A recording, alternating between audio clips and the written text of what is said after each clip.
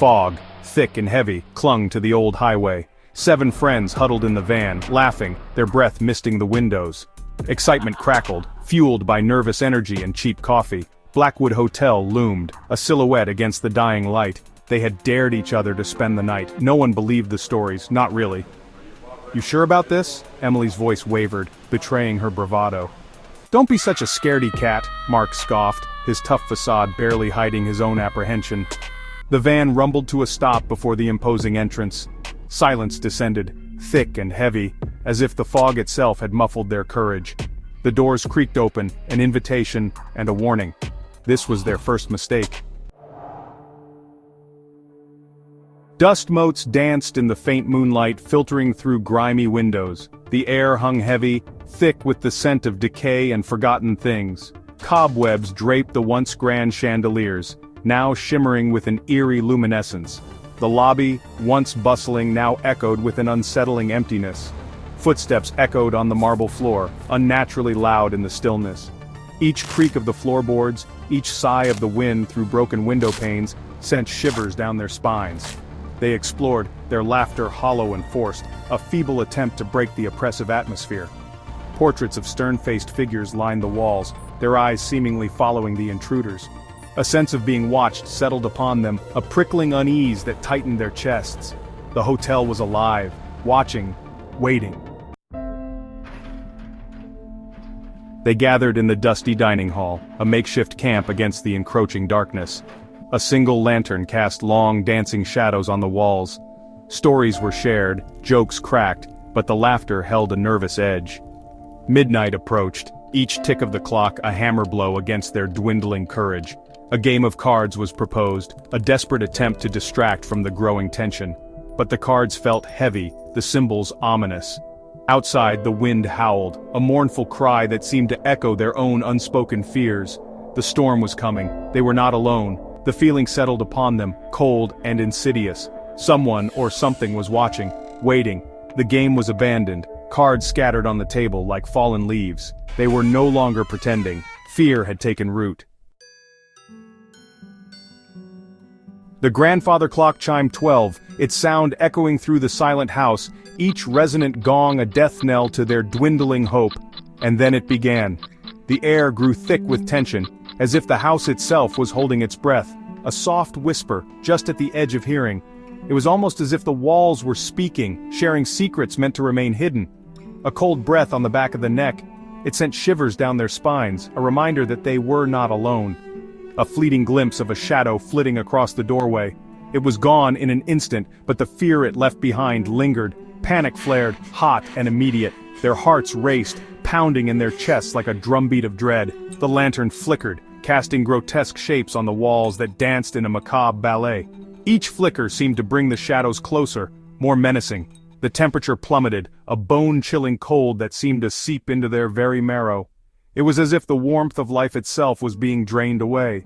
They huddled closer, seeking comfort in numbers, hoping that together they could fend off the encroaching darkness. But the shadows seemed to press in, hungry, relentless. They felt as if the darkness itself was alive, reaching out to consume them. A blood-curdling scream shattered the fragile peace. Emily. Her voice was a raw, primal sound filled with pure terror. Her eyes were wide with terror, reflecting the horror that gripped her soul, her finger pointing at a figure shrouded in darkness. It was a sight that seemed to defy reality, a nightmare made flesh. It stood at the far end of the hall, a silent sentinel of dread, its features obscured by the gloom. The darkness clung to it like a shroud, hiding its true form. A single skeletal hand emerged, beckoning. It was a gesture both inviting and terrifying, a call to the unknown. Whispers in the dark. Terror lent them wings, propelling them forward into the unknown. They scrambled to their feet, adrenaline chasing away the paralyzing fear. Their hearts pounded like war drums, each beat a reminder of their fragile mortality. The figure glided towards them, its movements unnervingly silent. It was as if the shadows themselves had come to life, a dark specter of their deepest fears. Whispers, cold and ethereal, snaked through the air, hissing their names, promising oblivion. Each whisper was a dagger to their sanity, slicing through the thin veil of courage they clung to. They ran, blind with terror, through endless corridors that seemed to shift and twist around them. The walls closed in, a labyrinth designed to ensnare their souls. The air grew thick with the stench of mildew and decay, choking their lungs, their screams swallowed by the oppressive silence. It was as if the very air conspired against them, a malevolent force in the darkness. Doors slammed shut behind them, barring their escape. They were trapped, ensnared in a nightmare with no end in sight. The figure was gaining on them, its laughter echoing through the halls, a chilling counterpoint to their desperate gasps. Each step it took was a countdown to their doom. They could feel its icy breath on their necks, smell the decay that clung to it like a shroud. It was a presence that promised nothing but despair and death. Hope was a flickering candle in the wind, about to be extinguished. In the face of such overwhelming darkness, their spirits wavered, teetering on the brink of surrender. They burst through a set of double doors, tumbling into a vast ballroom. Moonlight streamed through the shattered windows, illuminating a scene of faded grandeur and utter desolation. Cobwebs hung like macabre decorations, and the once polished dance floor was now a warped and splintered wasteland. The figure stood at the entrance, its form shimmering in the moonlight. It was taller now, more imposing, its features slowly resolving into a grotesque mockery of a human face. Empty sockets stared at them, and a skeletal grin stretched across its parchment-like skin. They huddled together, backs against a wall, their combined breaths echoing in the vast emptiness. There was nowhere left to run. The figure advanced, its skeletal fingers flexing, its eyes burning with a cold, malevolent light. This was it. This was the end. A surge of desperate courage seized Mark. He had never felt such a powerful mix of fear and determination before. The stakes were higher than ever, and he knew that this moment would define their fate. He grabbed a rusty candelabra from the nearby wall, its sharp edges glinting in the moonlight. The candelabra, though old and worn, felt solid in his hands, a small but significant weapon against the unknown. With a roar he charged, adrenaline lending him strength he didn't know he possessed. Each step felt like a leap into the abyss, but he pressed on, driven by the need to protect his friends and himself.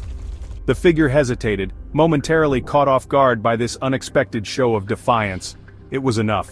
In that brief moment, Mark saw a flicker of uncertainty in the ghostly eyes, a sign that their actions were having an impact.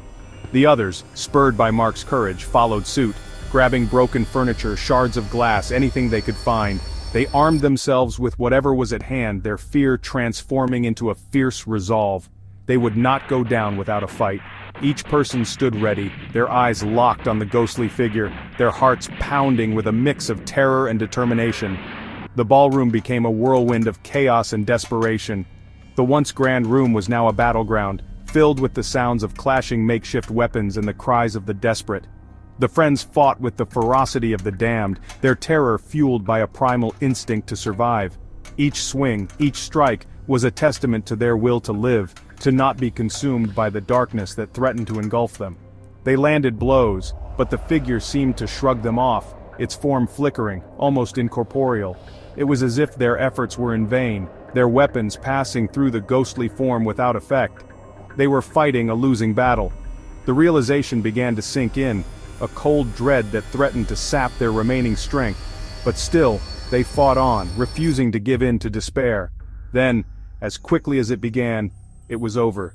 The ghostly figure let out a final, ear-splitting shriek, a sound of pure rage and frustration, and vanished into thin air. The figure let out an ear-splitting shriek, a sound of pure rage and frustration, and vanished.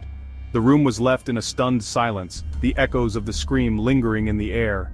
Silence descended, heavy and absolute. The once chaotic ballroom was now eerily quiet, the only sound the heavy breathing of the survivors. They collapsed to the floor, trembling, their chests heaving. The adrenaline that had fueled them drained away, leaving them exhausted and shaken. They were alive.